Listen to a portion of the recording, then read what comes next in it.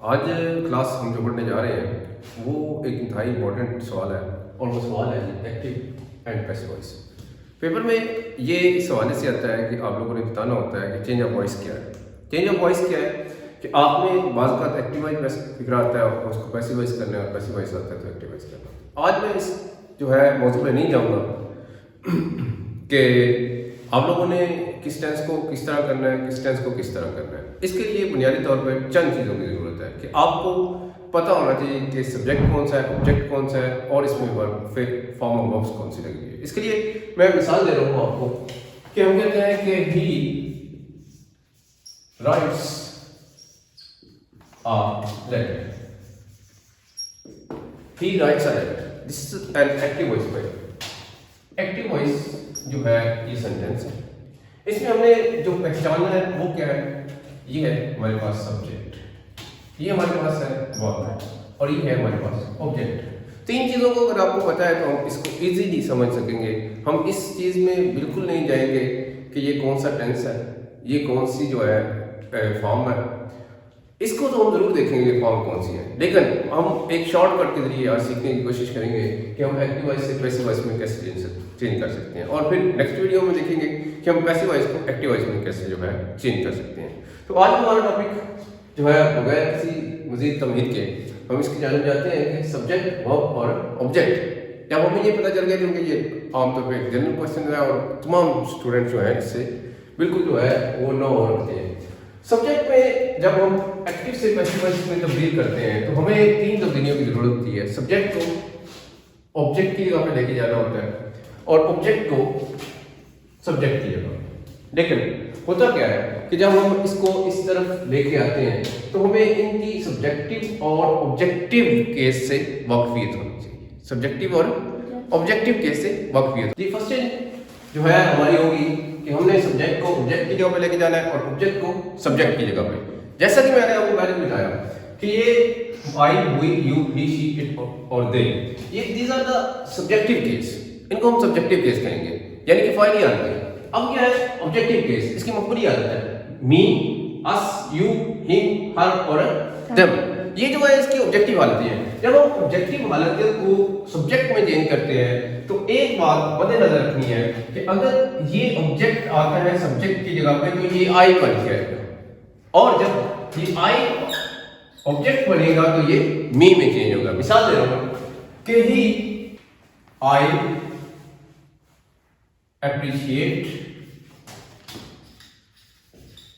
हर, आई appreciate हर। मैंने जो है इसमें सब्जेक्ट को देखा, वर्ब को देखा और यहाँ पे ऑब्जेक्ट को देखा। पहली चेंज जो है मैं आपको ये सिखाऊंगा, उसके बाद मैं आपको जो है सेकंड चेंज जो है चेंज ऑफ वर्ब के हवाले से बताऊंगा और वो सबसे आसान चीज है। अब हमारी मेन कंसर्न जो है सब्जेक्ट और ऑब्जेक्ट को चेंज करने का है। जब हम इसको सबसे पहले लेके आएंगे तो इसकी हालत जो यहाँ पे आएगी वो कौन सी आएगी, शी, यानी कि क्योंकि ये यहाँ पे पहले आएगी तो change into subjective case. She is appreciated by। अब ये जब यहां पे जाएगी तो मी। क्या हुआ कि जब हमने इसको यहां पे लेके आना है, यानी कि सब्जेक्ट को ऑब्जेक्ट की जगह पे लेके जाना है और ऑब्जेक्ट को सब्जेक्ट की जगह पे लेके आना है तो इनके केसेस चेंज हो गए। केसेस कैसे चेंज हुए कि हमने शी को यहां पे लेके आए तो ये हर की जगह पे शी आ गई और जब हम आई को यहां पे लेके गए तो ये क्या बन गया, मी, यानी कि these are the change of cases. हम एक और देखते हैं, बड़ा सिंपल सा जो है हम इसको देखेंगे। We talk to them, we talk to them. अब क्या है यहाँ पे ये हमारा ऑब्जेक्ट है, ये हमारा सब्जेक्ट है। हमने चेंज किसको करना है, सब्जेक्ट को ऑब्जेक्ट की जगह पे लेके आना है और ऑब्जेक्ट को सब्जेक्ट की जगह पे। अब जब ये जो ऑब्जेक्ट है ये यहाँ पे आएगा तो क्या बन के आएगा, दे। क्या बन के आएगा, दे। अब was taught by ये वही है, वही जब चेंज होगा, अपनी प्लेस को चेंज करेगा तो क्या बनेगा? अस। They was taught by us. Hopefully कि आप इन दो मिसालों से इस बात को क्लियर कर लिया होगा कि अगर केसेस चेंज होते हैं तो सब्जेक्ट ऑब्जेक्ट की जगह पे और ऑब्जेक्ट सब्जेक्ट की जगह पे जब आता है तो हम लोग इस चीज को देखेंगे कि सब्जेक्टिव केस आपस में ऑब्जेक्टिव केस के साथ और ऑब्जेक्टिव केस जो है वो सब्जेक्टिव केस के साथ चेंज होगा। कि सर किस टेंस को किस में तब्दील करना है, कौन सी चेंजेस आनी है, वर्ब कहाँ पे आना है, तो हम इन चीजों को अब एक जो है चंद लम्हों में ही इसको एक्सेस अपने तय जो है इसको समझ सकेंगे। अब आते हैं कि चेंज ऑफ वर्ब क्या है। चेंज ऑफ वर्ब में जब हम आते हैं तो हमें ये पता चलता है कि हमने इसमें हर सूरत में V3 लगाना है। V3 से मुराद वर्ब की थर्ड फॉर्म और उसके बाद बाय। बस यही है इसका रूल है कि हमने इसमें हर सूरत में जो भी फॉर्म ऑफ वर्ब आनी है उसको थर्ड फॉर्म ऑफ वर्ब में तब्दील कर देना है और उसके बाद क्या आएगा? बाय। उसके बाद क्या आएगा जी? बाय। अब आते हैं कि इस फॉर्म को कैसे तब्दील करना है, उसको थर्ड कैसे बनाना है।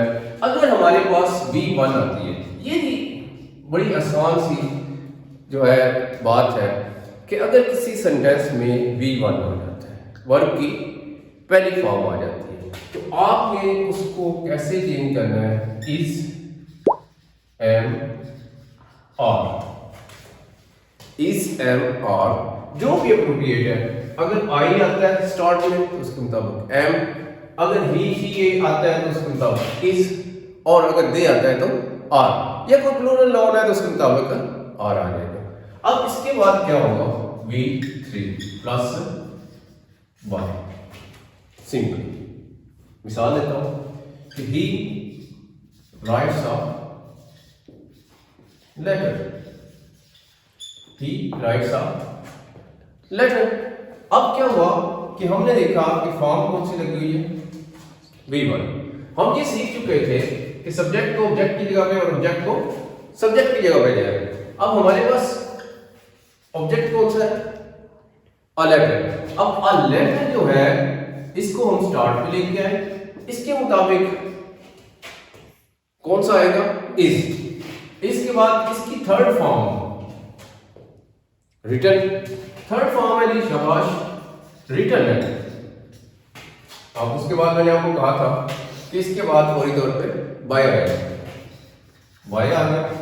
और उसके बाद हमारे पास है ही जब चेंज होगा तो ही जब चेंज होता है तो किसमें तब्दील होगा? हिम। तो बच्चों ये बड़ा आसान सा काम था कि अगर कोई भी फॉर्म फर्स्ट है किसी भी फिक्रे में तो आपने उसमें जो चेंजेस करनी है वो क्या है? Is am are third form और बाय। बाकी चेंजेस वही हैं, सब्जेक्ट ऑब्जेक्ट की जगह पे और ऑब्जेक्ट सब्जेक्ट की जगह पे। अब आते हैं इसके बाद कि इसमें एक और चीज मैं आपको बताता चलूं कि अगर किसी भी फिक्रे में डू या डज आ जाता है, डू या डज आ जाता है तो आपने बिल्कुल जो है परेशान नहीं होना। उसमें भी आपने इसको इज एम आर लगाने के बाद V3 प्लस बाई में ही तब्दील करना। मिसाल दे रहा हूं कि ही does not write a letter. He does not write a letter. तो क्या होगा कि हमने देखा कि डज भी जब आएगा तो हमारे पास फार्मूला जो है वो सेम ही है, सेम ही चेंजेस होगी। अ लेटर क्या आएगा? डज की जगह पे इज, नॉट उसी जगह पे रहेगा, डज नॉट की जगह पे इज नॉट। फॉर्म कौन सी आ जाएगी? फॉर्म हमेशा रिटर्न। उसके बाद बाय। ये जब जाएगा तो क्या बनेगा? हिम। Very simple. ये इस तरह हमारा एक टेंस जो है वो कंप्लीट हो जाता है, जिसको अगर मैं दूसरे लफ्जों में बताऊं तो ये प्रेजेंट इंडेफिनिट टेंस को चेंज करना मैंने आपको सिखाया। अगर किसी फिक्रे में अगर किसी फिक्रे में इज एम और आर ऑलरेडी मौजूद है। ठीक है, तो हम क्या करेंगे, उनको जो है बनाने के लिए हम क्या करेंगे, सब्जेक्ट को ऑब्जेक्ट की जगह पे, ऑब्जेक्ट को सब्जेक्ट की जगह पे ले आएंगे और इसके बाद इज एम और आर के बाद क्या करेंगे, हम एक लफ्ज ऐड करेंगे और वो क्या है, बीइंग। क्या लफ्ज ऐड करेंगे, बीइंग। और बीइंग के बाद वही भी थ्री और प्लस जो है वो क्या है, objective case of subject. Subject का क्या होगा, ऑब्जेक्टिव केस। कौन सा बेटा, ऑब्जेक्टिव केस। ठीक है जी, हम इसकी एक मिसाल लेते हैं। मसलन he is reading a book.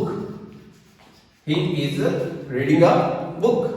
अब रीडिंग अ बुक, इसमें हमारे पास ये सब्जेक्ट है और ये क्या है, ऑब्जेक्ट। इसको हमने चेंज कर दिया, इसकी प्लेसेस को चेंज किया। अब अ बुक हो गया, अ बुक। उसके बाद क्या होगा, इजी आएगा, डेफिनेटली इज आएगा। अब इसके बाद हमने क्या करना है, बीइंग लगाना है, इज बीइंग। अब रीड की थर्ड फॉर्म कौन सी है, रीड, रेड, रेड। पढ़ने में चेंज है लेकिन बात स्पेलिंग सेम है। A book is being read by, इसकी ऑब्जेक्टिव केस कौन सा है, ऑब्जेक्टिव केस है जी हिम। इस तरह जी हमारा आज का ये वाला भी फार्मूला हमें पता चल गया कि अगर किसी फिक्रे में इस एम आर के साथ इन फॉर्म, फोर्थ फॉर्म लगी हुई है तो हम उसके लिए क्या करेंगे कि ऑब्जेक्ट और सब्जेक्ट की चेंज करने के बाद हम एक लफ्ज का इजाफा करेंगे, वो है बीइंग। फॉर्म थर्ड कर देंगे और उसके बाद उसका ऑब्जेक्टिव केस जो है वो एंड पे लगा देंगे। Any confusion? अगर किसी फिक्रे में क्या है, हैज और हैव, क्या है, हैज और हैव। ये इसमें आसान तरीन बात ये है कि पहले से ही थर्ड फॉर्म लगी हुई है, तो आपने इसमें प्लस क्या करना है, बी।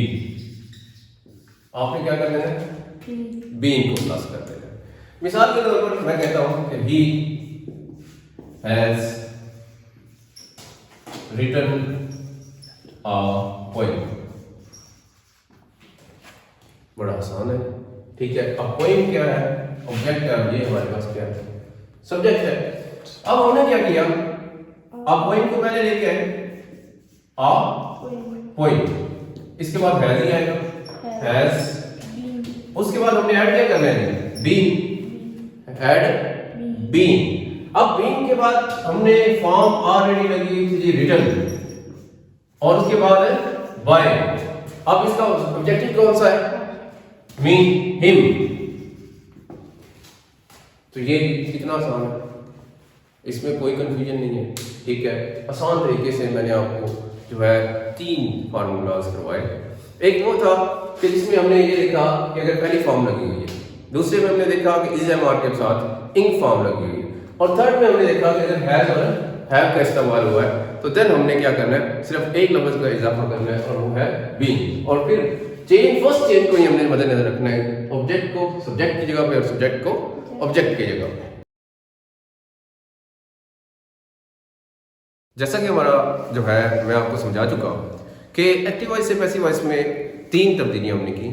एक तो हमने ये देखा कि हमने सब्जेक्ट को ऑब्जेक्ट की जगह पे और ऑब्जेक्ट को सब्जेक्ट की जगह पे हमने सीख लिया। उसके बाद हमारी जो सेकंड में सीखा वो हमने 3 तरह से और वर्ब की जो है चेंज को देखा। वर्ब की चेंज में हमने सबसे पहले ये देखा कि हमने जो है जो भी ऐसा था जिसमें बी, वन, डू या डज का इस्तेमाल हुआ था, तो हमने उसको इस फार्मूले के तहत जो है चेंज किया, जिसमें हमने इज एम आर का इस्तेमाल किया। और बाकी चेंजेस जो है एज यूजुअल थी कि उसके बाद हमने थर्ड, वी थर्ड, यानी कि वर्ब की थर्ड फॉर्म, उसके बाद बाय, और उसके बाद सब्जेक्ट का ऑब्जेक्टिव केस हमने लगाया। इसी तरह एक मिसाल जैसे कि song is sung by her, song is sung by her. इसी तरह हम फर्दर जो है हमने ये सीखा कि इज एम आर अगर किसी बी सेंटेंस में आ जाते हैं तो हम उसको क्या करते हैं कि इज एम आर के बाद हम एक लफ्ज का इजाफा करते हैं और वो है बीइंग। बीइंग के बाद एज यूजुअल हम वी थर्ड का इस्तेमाल करेंगे, बाय करेंगे और सब्जेक्ट को जो है उसका ऑब्जेक्टिव केस एंड पर लगा देंगे। मिसाल के तौर पर a song is being sung by her. Third one हमने ये सीखा कि हैज और हैव, हैज और हैव अगर किसी फिक्रे में आते हैं तो उसको कैसे चेंज करते हैं। इसमें क्या होता है, सबसे पहले हम ऑब्जेक्ट का सब्जेक्टिव केस आगाज पे ले आते हैं और फिर हैज और हैव के बाद हम एक लफ्ज का इजाफा करते हैं और वो है बीन। वो क्या है कि बीन है और इसके बाद बी थर्ड बाय और सब्जेक्ट का ऑब्जेक्टिव केस जो है हम उसको लगा लेते हैं। मसलन a song has been sung by her. तो ये हमने आज तीन तरह से चेंजेस जो है एक्टिव से पैसिव वॉइस को देखा। जैसा कि हम तीन तब्दीलियों को सीख चुके हैं जिसमें हमने जो है ऑलरेडी मैं आपको बता चुका हूँ V1 was is am are और हैज और हैव की चेंजेस को हमने देखा। अब हम जो है उसी पैटर्न पे ही पास्ट के टेंसेस को जो है सीखने की कोशिश करेंगे। पास्ट के टेंसेस जो है वो बड़े आसान है, जिसमें हम देखते हैं कि V2 जो है अगर आ जाती है V2, क्योंकि आपको पता है एक ही टेंस में V2 इस्तेमाल होती है और वो है पास्ट इंडेफिनिट टेंस। लेकिन हम बिल्कुल इस जानब नहीं जा रहे कि पास्ट इंडेफिनिट कौन सा है, पास्ट परफेक्ट कौन सा है। तो हम V2 अगर किसी में आ जाती है तो हम क्या करेंगे। मिसाल के तौर पर he wrote a letter, he wrote a letter, he wrote a letter को हमने बड़ी आसानी से समझ लिया कि फॉर्म कौन सी लगी हुई है टू। तो हमने क्या करना है, जैसे पहले हमने सीखा कि इज एम आर लगाया था तो V2 है तो हम वाज और वर्ड लगा देंगे। बाकी चेंजेस सेम वही हैं। देखें a letter was written by him, nothing is difficult, कोई भी मुश्किल नहीं है। आपने सिंपल क्या किया, यहाँ पे इज एम आर लगा था पहले में तो अब क्या किया, वाज और वर्ब इस्तेमाल करके। अब अगर डिड आता है तो इसको कहते हैं कि he did not write a letter, he did not write a letter. तो क्या हुआ, a letter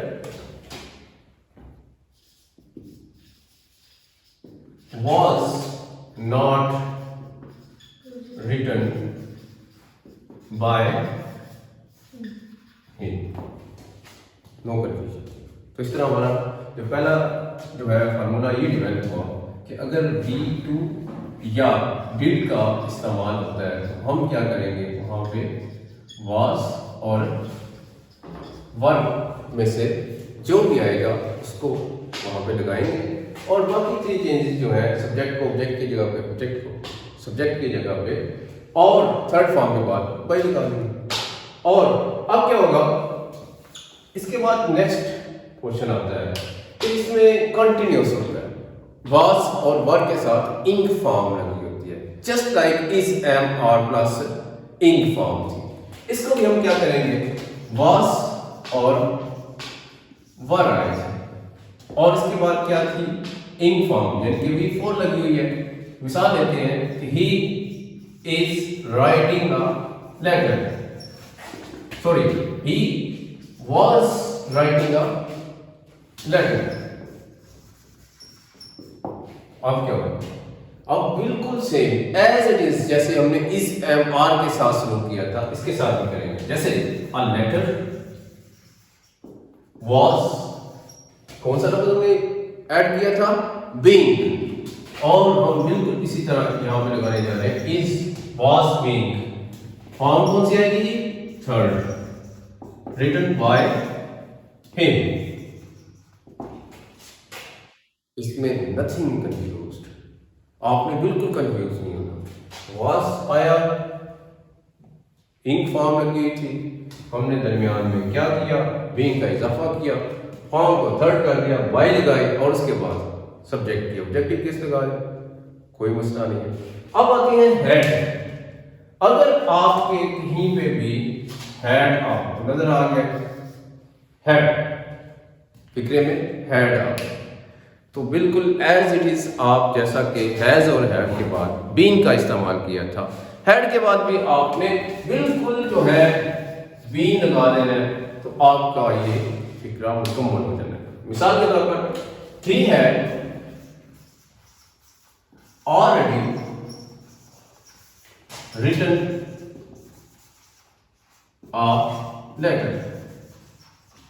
He had already written a letter. तो क्या होगा? A letter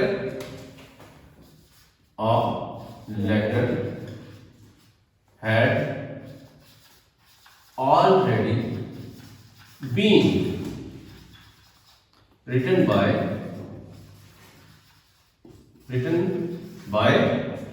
him.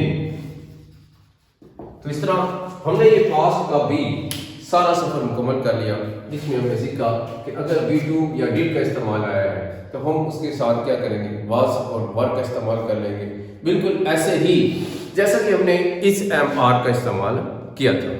उसके बाद हमने ये सीखा कि अगर वाज और वर के साथ इन फॉर्म आती है तो हमने उसके साथ बिल्कुल वही सलूक करना है जो हमने पहले सीखा। इस एम आर के साथ हमने बिंग एक वर्ड का इस्तेमाल किया और ये हमने वाज और वर के साथ भी कर लिया, बाकी चेंजेस वही हैं। इसी तरह हैज और हैड बिल्कुल एक ही सूरत में होंगे, इनके साथ हम एक लफ्ज का इजाफा करेंगे और वो लफ्ज है बीन, जैसा कि a letter had already been written by him। अगर क्या है will या shall, will या shall आएगा, तो आपने इनके साथ क्या करना है, बी का इजाफा, क्या करते हैं जी, बी का इजाफा। मिसाल के तौर पर he will write a letter, तो क्या होगा, a letter will be, form कौन सी आएगी, third, written by him, written by him, इतना सा मसला है। और इसी तरह अगर आप लोग जो है वो करने जा रहे हैं कि अगर इसमें विल है या शैल है, विल है या शैल है आ गई है, तो आपने बिल्कुल उसी तरह परफेक्ट टेंस की तरह इसमें भी क्या इजाफा करना है जी, बीन का। मसलन she will have written a letter, तो क्या होगा, a letter will have been written by her. तो इस तरह हमने ये ऑलमोस्ट कंप्लीट कर ले और हमने ये देखा कि छोटे छोटे जो है हमने फार्मूले डेवलप किए जिससे हमें एक्टिव से पैसिव वॉइस बनाने की सारी समझ आए। लास्ट पे एक टिप और एक बड़ा इम्पोर्टेंट जो है वो सवाल जो है वो रहता है, जिसमें अक्सर बच्चे जो है अगर ये सेंटेंस आता है तो वो कहते हैं सर इसका क्या करना है, वो होता है फर्स्ट फॉर्म से शुरू होने वाला फिक्रा। कौन सा जी, फर्स्ट फॉर्म से शुरू होने वाला फिक्रा। मसलन open the door, open the door, इसमें बिल्कुल आपने कंफ्यूज होने की जरूरत ही नहीं है। आप एक लफ्ज लगाएंगे लेट और उसके बाद ऑब्जेक्ट को ले लेंगे, लेट द डोर, उसके बाद एक लफ्ज लगाएंगे बी, क्या लगाएंगे, लेट और ऑब्जेक्ट के बाद बी, फॉर्म वही आएगी। Third, let the door be open, let the door be open. इसी तरह अगर ये मनफी में है, डू नॉट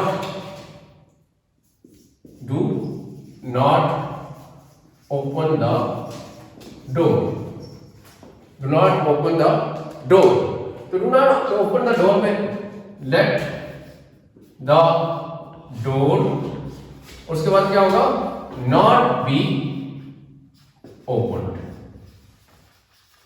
इस तरह हम लोगों ने एक्टिव से पैसिव वॉइस को थोड़े टाइम में सीखने की कोशिश की और ये आज हमारा जो है एक्टिव से पैसिव वॉइस चेंजेस का सिलसिला मुकम्मल हुआ। अब अगला जो है वो हमारा ये सेगमेंट होगा कि हम आपको वो शॉर्ट से वो परफेक्ट जुमले जो हैं जो हर साल आते हैं, ऑलमोस्ट 27 या 30 के करीब वो फिक्रात होंगे जो कि पेपर में हर साल रिपीट हो रहे हैं और इंशाल्लाह उन्हीं में से इस साल भी आएंगे। अगले जो है वीडियो को हमारा इंतज़ार करते रहिएगा और उसको लाजमी देखिएगा, क्योंकि वो आपके पेपर के लिए नुस्ख़ा कीमिया बनने जा रही है। अल्लाह हाफ़िज़।